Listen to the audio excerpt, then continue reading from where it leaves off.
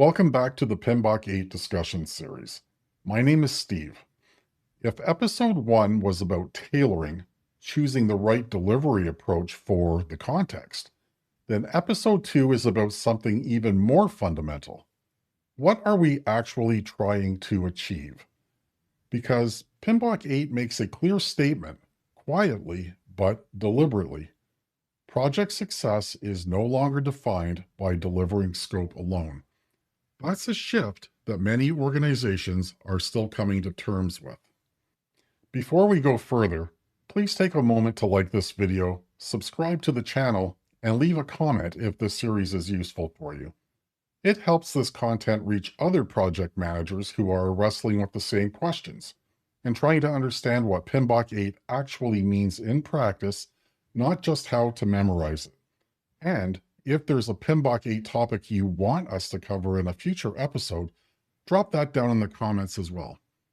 All right, let's continue. For years, project managers have been trained to focus on 3 core questions.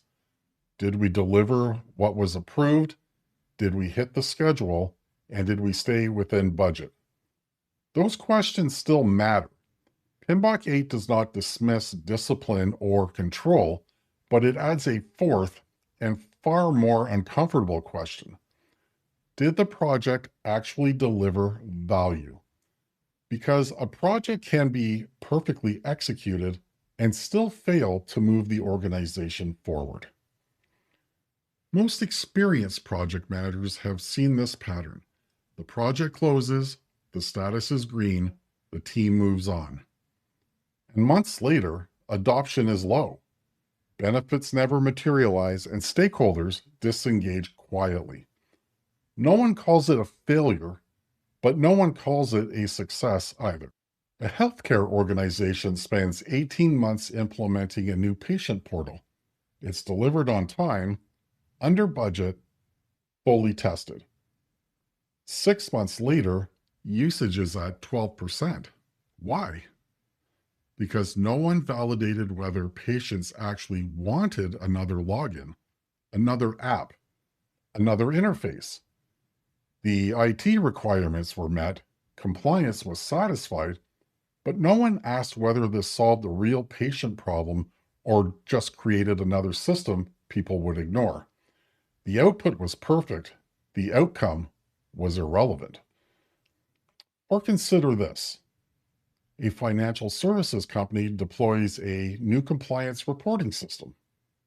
The project team celebrates completing all 47 requirements. 6 months later, risk officers are still using spreadsheets because the new system takes 3 times longer to generate the reports leadership actually reviews. No one logged a defect, but no one improved decision-making either. If the work we deliver doesn't change anything that matters, what exactly did we accomplish? An output is something you deliver, a system, a report, a process, a feature. An outcome is what changes because of it. Better decisions, faster workflows, reduced risk, improved experiences. Outputs are transactional. Outcomes are transformational. Here's the problem. Most project charters, business cases, and status reports are written in the language of outputs. We will implement System X. We will train 500 employees. We will deploy the platform by Q3. PMBOK 8 pushes teams to rewrite those statements. Sales teams will close deals faster because they have real-time customer data. Managers will retain talent because employees feel prepared for world transitions. Customers will resolve issues independently, reducing support burden. When you write outcome statements, you're forced to answer a harder question. What actually has to change, and for whom, for this work to actually matter? That's uncomfortable, but it's also clarifying. Stakeholders will be satisfied with the new system. That's not an outcome. That's an output with a survey attached. A real outcome would be stakeholders making better resource allocation decisions because they have visibility into capacity constraints. One describes a feeling, the other describes a capability. Value is often misunderstood as return on investment calculations approved at the beginning and never revisited. That's not what PMBOK 8 is emphasizing. In this context, value is about solving the right problem, improving something stakeholders actually care about, enabling better decisions, and continuously validating whether the work still makes sense. PMBOK 8 gives teams permission to say, this is no longer worth continuing. That's not failure, that's responsible delivery. Most organizations only ask whether a project is worth doing twice, at approval and at closure. PMBOK 8 expects you to ask that question throughout delivery. Are we still solving the right problem? Are outcomes still realistic? Has the context changed? Value definition is a shared responsibility. Project managers are expected to facilitate the conversation, not wait for it to be handed down. And when value shifts mid-project, and it will, the question becomes whether your delivery approach allows you to respond. That's why tailoring and value are inseparable.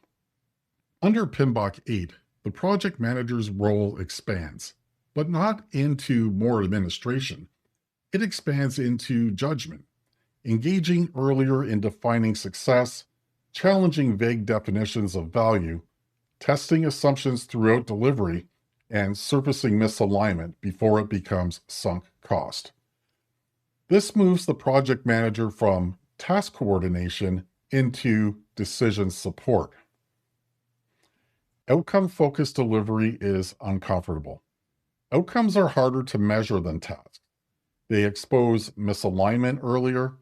They force trade-offs instead of checklists. They shift accountability back to leadership decisions.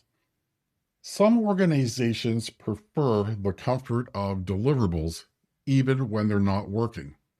PMBOK 8 asks a hard question. Is activity the same as progress?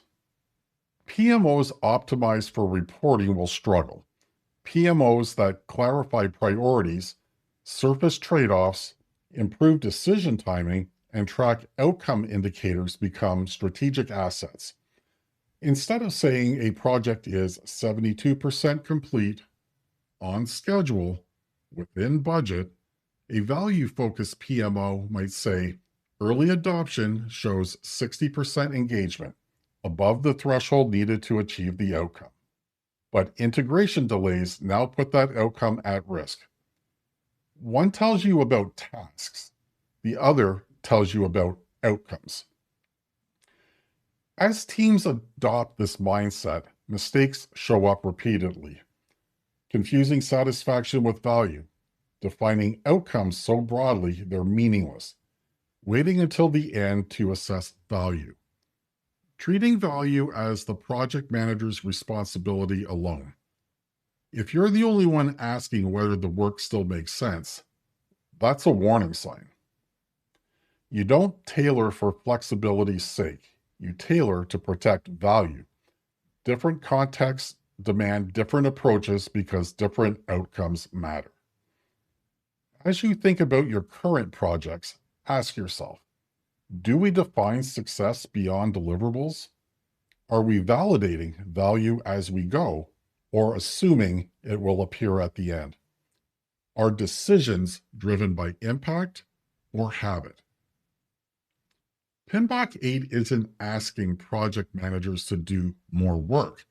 It's asking us to do more meaningful work, less blind execution, more informed judgment, more focused on outcomes. Because the real question isn't whether PMBOK 8 is right, it's whether your organization is ready to stop confusing activity with progress and start managing for outcomes. That's what we'll unpack in episode 3.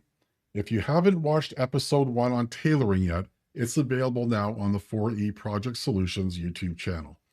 Thanks for watching. We'll see you in episode 3.